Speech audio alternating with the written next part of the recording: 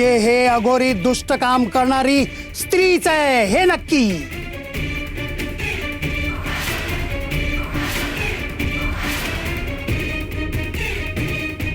सगळ्या गोष्टींचं खापर सखूवर फोडायला सगळेच टपलेले. जरा सावध राहायला हवा, नाहीतर हकनाक सखू अडचणी द्यायची. सखू, काय झालं? तू नथ नको घालूस. ती नथ माझ्याकडे दे. अहो पण सासूबाईंनी स्वतः ती नथ दिली मला. त्यांना कळलं तर त्यांना खूप वाईट वाटेल ना हो. शिवाय त्या मला बोलल्या होती आणि त्यांनी विचारलं तर मी काय सांगू? मी सांगतोय ना सखू, तू नथ दे. रमाईला काय सांगायचं ते मी बघतो. दे अगं दे.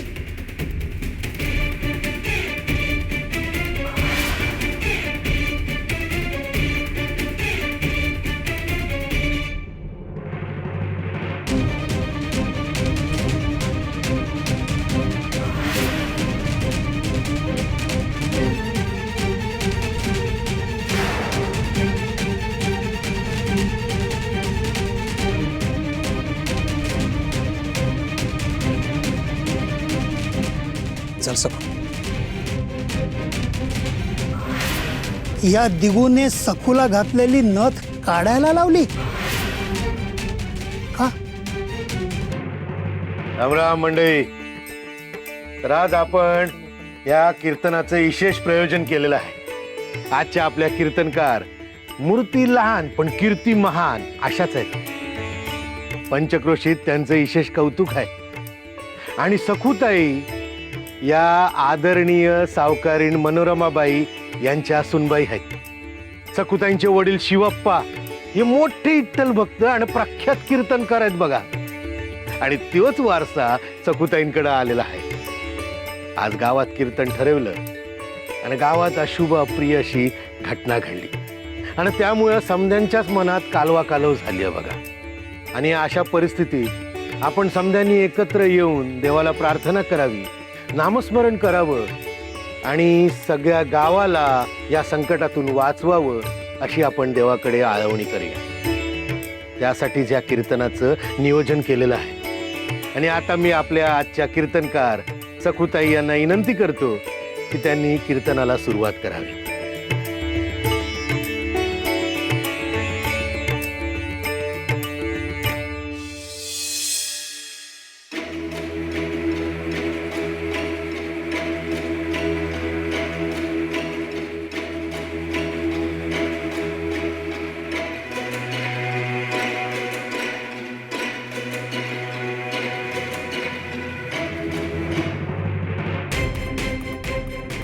महामायेची योजना विठुरायाने पुन्हा पाण्यात बुडवली. सखूनी नथ घातलीच नाही. आता काय कपाळ भरव लोकांच्या मनात.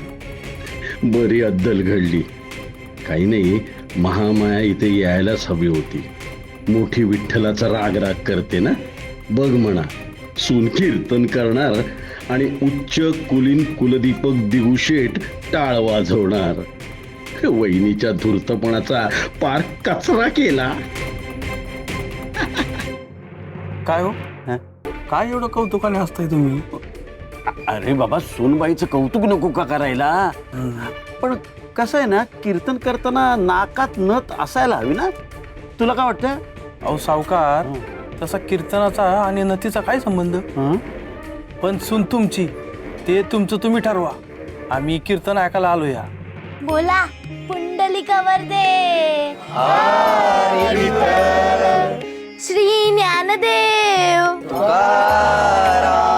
पंढरीनाथ महाराज की बाबाजी, मला आता सहन होत नाहीये. सगळे सखूला किती डोक्यावर घेत आहेत. आता तिला गावात कीर्तनाला बोलवलंय. सगळे जण तिचाच उदो उदो करतायत. गावकरी सखूच्या तालावर विठ्ठल विठ्ठल करत नाचतायत. बाबाजी, बाबाजी, माझी खूप घुसमट होतीये, कारण तुम्ही नाही आहात हो माझ्यासोबत.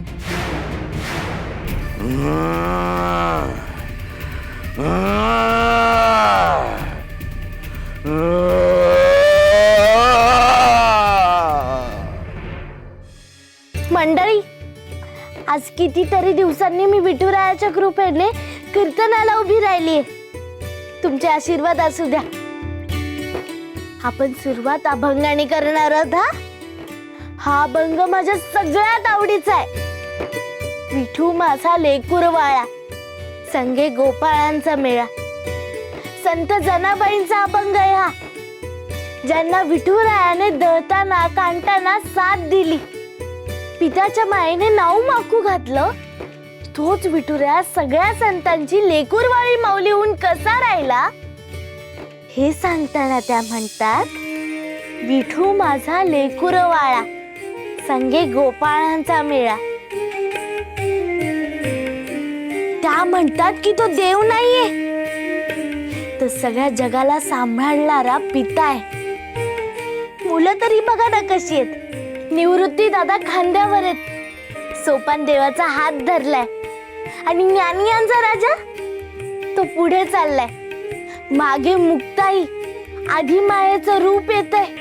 गोरोबा काका मांडीवर बसलेत, चोखा दादा बंका दादा बरोबर आहेत. आणि नामयाने तर करंगळी धरली. आणि हेच सांगताना त्या म्हणतात,